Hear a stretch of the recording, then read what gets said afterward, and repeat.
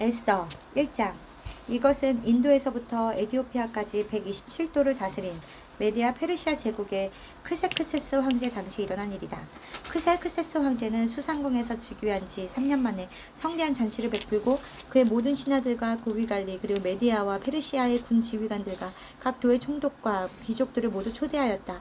꼬박 6개월 동안 계속된 그 잔치에서 황제는 부강한 자기 제국의 화려함과 위엄을 과시하였다. 그 잔치가 끝나자 황제는 다시 수산성에 사는 모든 일반 백성들을 위해 궁전뜰에서 7일 동안 잔치를 베풀었다. 그 뜰에는 흰 휘장과 푸른 휘장이 쳐져 있었는데 그것들은 자색의 가는 배줄로 대리석 기둥의 은고리에 매여 있었다.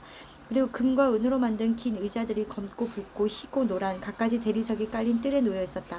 황제는 황실의 술을 한없이 내놓아 모든 사람에게 모양이 각기 다른 금 술잔으로 마시게 했으며 황실 관리에게 명령하여 손님들에게 술을 억지로 권하지 말고 자기들이 먹고 싶은 대로 자유롭게 마실 수 있도록 하였다.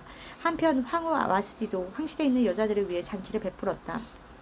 잔치 마지막 날에 황제는 얼큰하게 취하자 기분이 좋아 그를 시중드는 7넷이 곧 무후마, 비스다, 하르보나, 빅다, 아박다, 세달, 가르가스를 불러 황후 와스디에게 면류관을 씌워 데려오라고 명령하였다. 이것은 황후가 아름다움으로 잔치에 모인 모든 사람들에게 그녀의 미모를 보이고 싶었기 때문이었다. 그러나 황후 와스디가 내시들의 말을 듣고 오기를 거절하므로 황제는 화가 나서 견딜 수 없었다. 이 당시에 황제는 법적인 문제에 대하여 전문가들에게 물어보는 것이 상례로 되어 있었다. 그래서 그는 자기 측근에 있는 법률 문제 담당 전문가들을 불러 그들을 가르스날, 세달, 아드마다, 다시스, 메레스, 마르스나, 무무간이었으며 이들 7사람은 메디아 페르시아 제국에서 가장 높은 지위를 가진 사람들이었다. 황제가 그들에게 물었다. 황후 와스디는 내시들을 통해 전한 이 크세크세스 황제의 명령에 복종하지 않았다. 이럴 경우 어떻게 하면 좋겠느냐? 법에서는 무엇이라고 규정하고 있느냐? 그러자 무문간이 대답하였다. 와스디 황후는 황제에게만 잘못한 것이 아니라 황제께서 다스리시는 각 도의 모든 귀족들과 백성들에게도 잘못하였습니다. 황후가 행한 일이 제국 안의 모든 부인들에게 알려지게 되면 그들이 자기 남편을 무시하며 크세크세스 황제가 와스디 황후에게 오라고 명령해도 황후는 가지 않았어요 하고 대답할 것입니다. 오늘이라도 페르시아와 메디아의 귀부인들이 황후가 행한 일을 들으면 그들의 남편에게 그런 식으로 말하여 남편을 멸시할 것이며 남편들은 분노를 느낄 것입니다. 그러므로 황제 폐하께서 좋게 여기신다면 칙령을 내려 와스디를 다스리는 다시는 황제 앞에 나타나지 못하게 하시고 그것을 페르시아와 메디아의 국법을 정하여 변경할 수 없게 하며 황후의 위를 그보다 나은 사람에게 주십시오. 황제의 칙령이 이 광대한 제국 곳곳에 발표되면 빈부 귀천을 막론하고 모든 부인들이 자기 남편을 존경할 것입니다. 황제와 그의 모든 자문관들이 이것을 좋게 여기므로 황제는 무문관의 조언에 따라 각 민족의 언어로 모든 도의 칙령을 내려 모든 남편을 가장으로서의 권위를 가지고 자기 집안을 다스리라고 하였다. 2장. 후에 크세크세스 황제는 분노가 가라앉자 와스디가 행한 일과 자기가 내린 칙령을 곰곰이 생각하였다. 그때 황제의 자문관들이 이렇게 말하였다. 아름다운 처녀를 찾아보는 것이 어떻겠습니까? 황제 폐하께서 전국 각 도의 관리들에게 명령하여 아름다운 처녀들을 모두 수상궁으로 불러오게 하고 그들을 궁녀 담당 내시인 헤게에게 맡겨 그들의 몸을 아름답게 가꾸게 한 후에 황제께서 제일 마음에 드는 황제를 와스디 대신 황후로 삼으십시오. 황제는 이 제안을 기쁘게 받아들여 즉시 실행하도록 하였다. 그때 수산성에 모르드게라는 유다 사람이 살고 있었다. 그는 베냐민 지파 사람으로 야일의 아들이며 시므의 손자이고 기스야의 증손이었다. 전에 바벨론의 느부갓네살 왕이 유다의 여호야긴과 백성을 예루살렘에서 포로로 잡아갈 때 모르드게도 함께 잡혀갔다. 그에게 하다사라고도 부르는 에서라고도 하는 사촌이 있었는데 그녀는 얼굴이 곱고 몸매가 날씬한 아름다운 처녀였다. 그 부모가 죽자 모르드게는 그녀를 자기 딸처럼 키웠다. 황제의 칙령이 반포되자 많은 처녀들이 수산송에 모여들었다. 이때 에스더도 그들과 함께 왕궁으로 이끌려가서 궁녀 담당 내시 헤게의 지시를 받았다. 헤게는 에스더를 좋게 보고 호의를 베풀어 즉시 그녀에게 화장품과 좋은 음식을 주었으며 황궁에서 뽑은 7궁녀를 그녀에게 주어 시중들게 하고 그들을 가장 좋은 별궁으로 옮겼다. 에스더는 자기가 유다 사람이라는 것을 아무에게도 말하지 않았다. 이것은 모르드게가 그렇게 말하지 말라고 단단히 일러놓았기 때문이었다. 모르드게는 날마다 후궁들 앞을 왔다 갔다 하며 에스더가 어떻게 지냈는지 또 그녀에게 무슨 일이 일어날 것인지 알아보려고 하였다. 처녀들이 크세크세스 황제 앞에 나아갈 때에는 먼저 1년 동안 몸치장을 하였다. 6개월 동안은 모략 기름을 몸에 바르고 나머지 6개월 동안은 향품과 화장품으로 몸을 아름답게 가꾸었으며 그 기간이 끝나면 차례대로 한 사람씩 황제 앞에 나아갔다. 그리고 처녀가 후궁에서 황궁으로 갈 때는 그녀가 원하는 의복과 장식물을 얼마든지 주었다. 그 처녀는 저녁에 황제에게 갔다가 다음날 아침에 황제의 후궁들이 사는 궁으로 돌아와 후궁 단단 넷이 사하스가스의 통제를 받게 되며 황제가 그녀를 좋아하지 않아 다시 부르지 않으면 평생 황제 앞에 나아가지 못하고 거기서 살았다. 마침내 아비하일의 딸이며 모르드게의 사촌인 에스더가 황제 앞에 나아갈 차례가 되었다.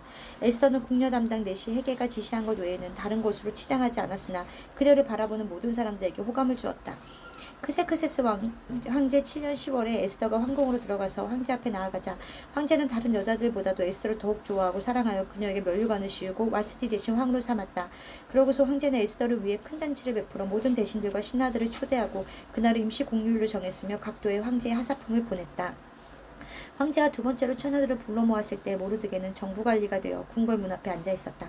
에서는 모르드게의 지시대로 자기가 유다 사람이라는 것을 아무에게도 말하지 않았는데 이것은 그녀가 어릴 때처럼 모르드게의 말에 순종하였기 때문이었다. 어느 날 모르드게가 궁궐 문 앞에 앉아 있을 때 문을 지키는 네시 빅단과 데레스가 황제에게 원한을 품고 그를 살해하려고 모의하였다. 모르드게가 그것을 알고 황후 에스더에게 그 사실을 말해주자 에스더는 모르드게의 말을 황제에게 보고하였다. 그래서 황제는 일의 진상을 조사하여 그 보고가 사실임을 알고 그 두 사람을 나무에 매달아 처형시켰으며 이 모든 일은 황제가 보는 데서 궁중일기에 기록되었다. 3장. 그 후에 크세크세스 황제가 아각 사람 함무다다의 아들 하만의 지위를 높여 그를 국무총리로 임명하였다. 그러자 궁전 안에 있는 황제의 모든 신하들이 황제의 명령에 따라 하만이 지나갈 때마다 정중하게 무릎을 꿇고 절하였다. 그러나 모르드게는 하만에게 무릎을 꿇지도 않았고 절을 하지도 않았다. 다른 신하들이 모르드게에게 너는 어째서 황제의 명령에 복종하지 않느냐 하고 물었으며 날마다 순응하라고 권했으나 그는 자기가 유다 사람임을 밝히고 끝까지 거절하였다. 그러자 그들은 모르드게가 무사할 수 있을 것인지 보려고 그 일을 하만에게 보고하였다. 하만은 모르드게가 자기에게 무릎을 꿇지도 않고 절하지도 않는 것을 보고 화가 머리끝까지 치밀어 올랐다. 더구나 모르드게가 유다 사람이라는 말을 듣고 그는 모르드게만 죽일 것이 아니라 페르시아 제국 안에 있는 모든 유다 사람들을 전멸시키기로 결심하였다.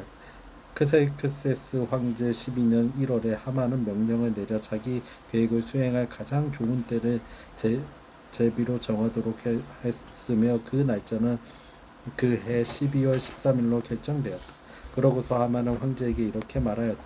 황제의 제국 안에 한 민족이 여러 도에 흩어져 살고 있는데 그들의 법은 다른 민족의 법과 달라서 황제의 명령을 지키지 않고 있습니다. 만일 그들을 이대로 내버려 둔다면 황제 폐하께에 유익이 되지 못할 것입니다. 폐하께서 좋게 여기신다면 조서를 내려 그들을 모조리 죽여버리십시오. 그러면 제가 이 업무를 수행하는 사람들을 위해 은 340톤을 국고에 들여놓겠습니다. 그러자 황제는 손에서 인장 반지를 뽑아 유다 사람들의 원수인 아각 사람 함무다다의 아들 하만에게 주며 그 은은 내가 갖고 이 민족도 내가 좋을 대로 처리하여라 하였다. 그래서 1월 13일에 하만은 서기관들을 소집하여 대신들과 각 도의 총독과 모든 관리들에게 보내 조서를 쓰게 하고 각 지방과 민족의 말로 그것을 번역하여 황제의 인장 반지로 인을 쳤다. 그러고서 그는 전국 각처에 사람을 보내서 조서를 공표하도록 하였다. 그 조서 내용은 12월 13일 하루 동안에 남자 여자 어른 아이 할 것 없이 유다 사람을 모조리 죽이고 그들의 재산을 약탈하라는 것이었다. 그리고 그 조서 초본의 내용을 전국 각 도의 법령으로 공포하여 모든 민족에게 알려서 그날을 준비하도록 하였다. 황제의 명령에 따라 그 조서는 수산성에도 공포되었다. 그때 황제와 하만은 함께 앉아 술을 마시고 있었으나 수산성은 혼란과 불안에 휩싸여 있었다. 4장. 모르드게는 이 모든 일을 알고 자기 옷을 찢고 삼배옷을 입은 다음 티끌을 머리에 뒤집어 쓰고 대성통곡하며 성 가운데를 지나 궁전 문 앞까지 가서 멈춰 섰는데 이것은 삼배옷을 입은 사람이 궁전으로 들어갈 수가 없었기 때문이었다. 전국 각 도에 황제의 조서가 공포되자 유다 사람들은 크게 통곡하고 금식하며 울부짖었고 수많은 사람들이 삼배옷을 입은 채에 뒹굴었다. 에스더의 시녀들과 네시들이 모르드게에 관한 일을 에스더에게 말하자 그녀는 크게 근심하여 모르드게에게 갈아입을 옷을 보냈으나 그는 그것을 거절하였다.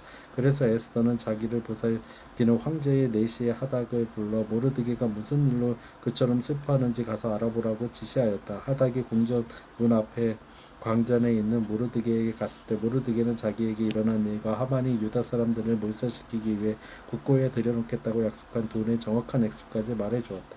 그리고 유다 사람들을 몰살하라고 수산성에 내린 조서 사본을 하닥에게 주며 이 모든 상황을 에스더에게 설명하고 에스더가 황제에게 자기 민족을 구해달라는 간청을 하게 해달라고 부탁하였다.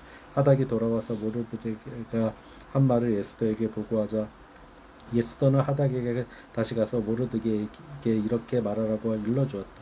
황제의 신하들과 백성들이 다 아는 일이지만 남자든 여자든 부르지도 않았는데 안뜰에 들어가서 황제에게 나아가면 누구든지 죽음을 당하도록 되어 있습니다. 단 한 가지 예외는 황제가 금휴를 내밀었을 때 그 사람이 사는 경우입니다만 황제가 나를 부르지 않은 지가 30일이나 되었습니다.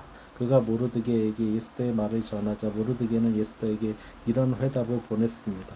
내가 왕궁에 있다고 해서 모든 유다 사람들 가운데 너 혼자만 살아남을 줄로 생각하지 말아라.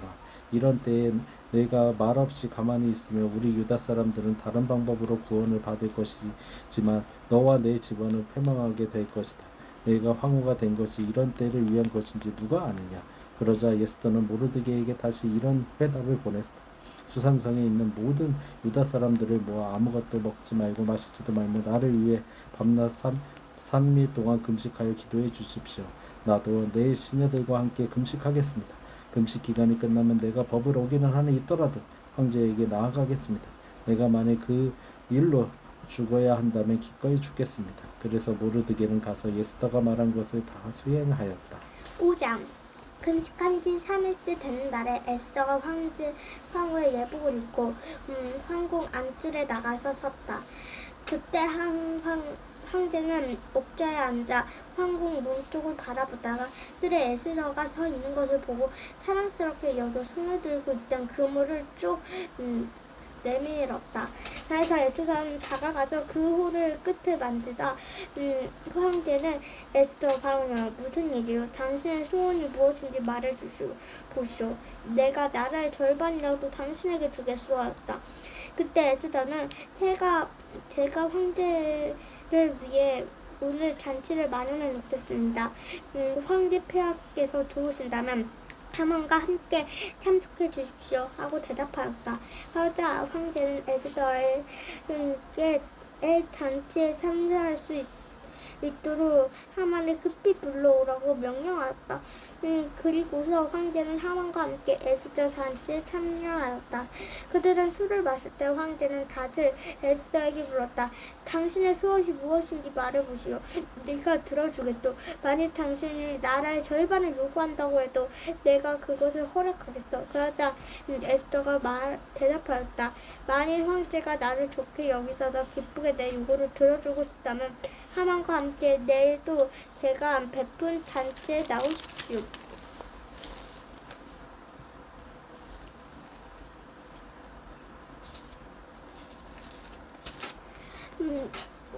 그러면 저희 소원을 말해드리겠습니다. 그날 하만의 잔치 자리에 떠났을 때 무척 기분이 좋았다. 그러나 그는 모르게가 궁전 앞에서 일어나지 않고 조금도 두려워하는 기색이 없이 그대로 앉아있는 것을 보고 화가 치밀어 올랐다. 그렇지만 그는 분노를 참고 집으로 돌아가서 친구들과 자기 아내 세레스를 한자리에 불러 모아놓고 자기의 보기가 많은 자녀들과 그리고 황제는 누구보다 자기에게 높은 지위를 준기를 자랑하며 이렇게 덧붙였다. 어디 이뿐이겠는가. 에스더 황후가 베푼 장치에 황제와 함께 초대받은 사람이 나 하나밖에 없는데 황후는 내일도 황제와 함께 오라고 나를 초대한다. 그러나 유다 사람들은 사람 모르게는 궁전 문 앞에 앉아 있는 것을 보고 한 일에 만족을 주지 못하겠구나. 그러자 그의 아내 세르스가 그의 모든 친구들이 약 23m 높이의 교성을 세우고 다음날 아침 황제에게 부탁하여 모르게를 처형시키고 나서 황제와 함께 기쁜 마음으로 잔치에 나가라고 조언하였다. 그래서 하만은 그것을 좋게 여겨 교수대를 만들었다. 아멘.